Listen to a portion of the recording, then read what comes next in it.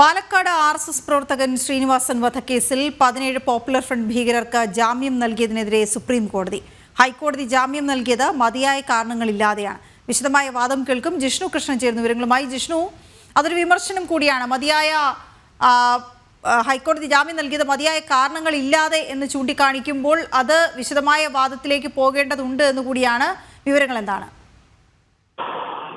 Palakkad RSS പ്രവർത്തകൻ ശ്രീനിവാസൻ വധക്കേസിൽ പ്രതികൾക്ക് ജാമ്യം നൽകിയത് ചോദ്യം ചെയ്തുകൊണ്ട് NIA ആണ് സുപ്രീം കോടതിയെ സമീപിച്ചത്. NIA അപ്പീൽ പരിഗണിക്കുമ്പോഴാണ് ഇത്തരത്തിൽ ശ്രീനിവാസൻ വധക്കേസിൽ പ്രതികളായ 17 പോപ്പുലർ ഫ്രണ്ട് പ്രവർത്തകർക്ക് ജാമ്യം നൽകിയതിനെ സുപ്രീം കോടതി ഇത്തരത്തിൽ വാക്കാൽ നിരീക്ഷണം നടത്തിയിട്ടുള്ളത്, വിമർശനം നടത്തിയിട്ടുള്ളത്. മതിയായ കാരണങ്ങളില്ലാതെയാണ് ഹൈക്കോടതി ഉത്തരവ് എന്നാണ് സുപ്രീം കോടതി ചൂണ്ടിക്കാട്ടിയത്. തീർച്ചയായും വീണ പറഞ്ഞതുപോലെ അതൊരു വിമർശനം തന്നെയാണ്. മതിയായ കാരണങ്ങളില്ലാതെയാണ് ഹൈക്കോടതി ഇത്തരത്തിൽ 17 പ്രതികൾക്കും ഒരുമിച്ച് ജാമ്യം നൽകിയത് എന്നാണ് സുപ്രീം കോടതിയുടെ നിരീക്ഷണം. കേസിൽ ഓരോ പ്രതിയുടെയും പങ്കും കുറ്റകൃത്യവും പ്രത്യേകം പരിഗണിക്കുന്നതിന് പകരം 17 പ്രതികൾക്ക് ഒരുമിച്ച് ജാമ്യം അനുവദിച്ചതിൽ പിഴവ് പറ്റി എന്നുള്ളത് തന്നെയാണ് സുപ്രീം കോടതി നിരീക്ഷിച്ചിട്ടുള്ളത്. ഏതായാലും കേസിൽ വിശദമായ വാദം കോടതി കേൾക്കും. 17 പ്രതികൾക്ക് ഒരുമിച്ച് ജാമ്യം നൽകിയത് ചോദ്യം ചെയ്ത് NIA നൽകിയിട്ടുള്ള ഹർജിയും ഒപ്പം ജാമ്യം നിഷേധിച്ചതിനെതിരെ കേസിലെ ശേഷിക്കുന്ന പ്രതികളും സുപ്രീം കോടതിയെ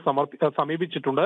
ഈ രണ്ട് ഹർജികളും ഒരുമിച്ച് വാദം കേൾക്കാനാണ് ഇപ്പോൾ സുപ്രീം കോടതി തീരുമാനിച്ചിട്ടുള്ളത്. കേസിൽ NIA അന്വേഷിച്ചിട്ടുള്ള കേസിൽ പോപ്പുലർ ഫ്രണ്ട് SDPI പ്രവർത്തകരുമാണ് പ്രതികളായിട്ടുള്ളത്. ഇതിൽ 17 പ്രതികൾക്കായിരുന്നു 2022 ഏപ്രിൽ 16 നടന്നിട്ടുള്ള കേസുമായി ബന്ധപ്പെട്ട് കേരള ഹൈക്കോടതി ജാമ്യം അനുവദിച്ചത്. അതിൽ ജാമ്യത്തിൽ ചൂണ്ടിക്കാട്ടിയത് ഈ പ്രതികൾക്കെതിരെ ഉന്നയിച്ച ആരോപണങ്ങൾ തെളിയിക്കാൻ വിശ്വസനീയമായ തെളിവുകളില്ല എന്നൊരു കാരണമായിരുന്നു ഹൈക്കോടതി ചൂണ്ടിക്കാട്ടിയത്. എന്നാൽ ഈ 17 പ്രതികളുടെയും പ്രത്യേകം ചെയ്തിട്ടുള്ള കുറ്റം സംബന്ധിച്ചും NIA ചാർത്തിയിട്ടുള്ള കുറ്റം സംബന്ധിച്ച് വിശദമായ പരിശോധന ഹൈക്കോടതി നടത്തിയില്ല എന്നും മതിയായ കാരണമില്ലാതെയാണ് ഉത്തരവ് എന്നുള്ളതുമാണ് സുപ്രീം കോടതി ചൂണ്ടിക്കാട്ടിയത്. ഏതായാലും കേസിന്മേൽ വിശദമായ വാദങ്ങൾക്കും NIAയുടെ അപ്പീൽ ഒപ്പം ജാമ്യം നിഷേധിച്ചത് ചോദ്യം ചെയ്തുകൊണ്ട് കേസിലെ ശേഷിക്കുന്ന പ്രതികൾ നൽകിയിട്ടുള്ള ഹർജിയുമാണ് കോടതി ഒരുമിച്ച് വാദം കേൾക്കാൻ ഒരുങ്ങുന്നത്. വീണ.